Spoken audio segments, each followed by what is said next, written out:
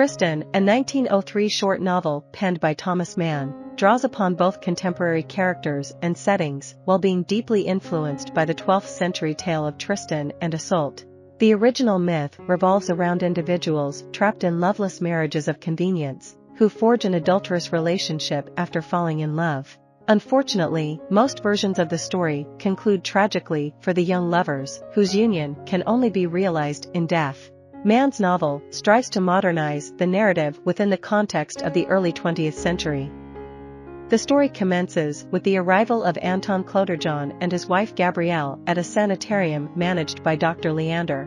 Initially designated for tuberculosis patients, the clinic has evolved into a haven where individuals afflicted with various chronic ailments seek respite. The primary reason for Anton and Gabrielle's visit is Gabrielle's struggle with a tracheal ailment, prompting her doctor to prescribe rest and the invigorating mountain air of the retreat. Despite the age difference, with Gabrielle being much younger, her marriage with Anton is far from fulfilling. Her health issues emerged after a challenging childbirth experience, compounded by the demands of raising a healthy but energy-draining baby. The sanitarium accommodates a diverse cast of residents, including Detlev Spinell, a budding writer whose literary achievements remain unremarkable. Detlev hails from a privileged background, leading some to view him as a dilettante merely enjoying an inexpensive vacation at the retreat. When Anton departs for the city to manage his business, Detlev seizes the opportunity to cultivate a connection with Gabrielle. Intrigued by Detlev's engaging discourse, Gabrielle appreciates his wit and perceptive insights. Detlev doesn't hold back his criticism of Gabrielle's husband and expresses an interest in Gabrielle's premarital youth. Upon discovering that Gabrielle was once a talented musician, Detlev bemoans the sacrifice of her artistic pursuits due to marriage. While Gabrielle is flattered by his attention, she recognizes Detlev's inappropriate behavior. Her deteriorating physical health prevents her from participating in a sledding excursion with fellow patients. Detlev, too, remains behind, and the two share moments playing the piano, transporting Gabrielle back to her childhood. Their joint performance of Wagner's opera Tristan and Isolde evokes powerful emotions, particularly during the second act when the character's love is consummated. As Gabrielle's illness worsens, Anton is summoned to her side. Detlev takes the opportunity to express his animosity toward Anton in a letter, blaming him for Gabrielle's condition and insulting Anton's son due to their shared bloodline. Anton, while annoyed by the letter, dismisses Detlev's feelings as youthful and trivial, not perceiving him as a genuine threat to his marriage. Anton confronts Detlev in his room, demanding an explanation for the letter.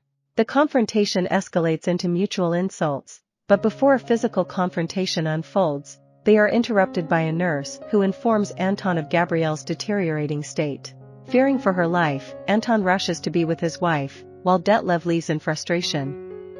While seeking solace in the garden, Detlev experiences a vision of Gabrielle and her son.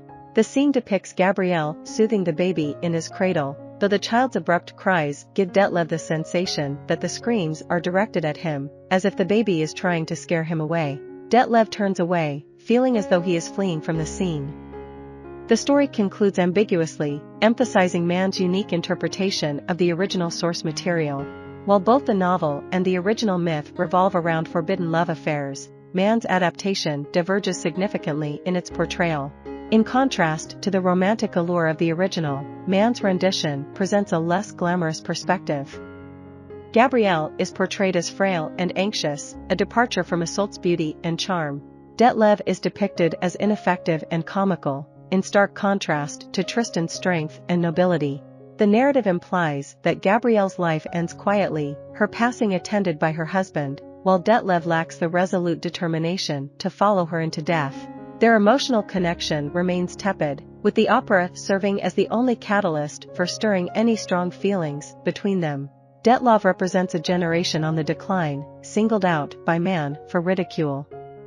While he is portrayed as a figure of mockery, both he and Gabrielle are unable to replicate the grand love affairs of the past. Even Gabrielle's husband acknowledges this reality, refusing to regard Detlev as a credible threat to their union, underscoring the lack of genuine intensity in their relationship. I hope you enjoyed this video. Leave a like if you did and be sure to subscribe. Thank you.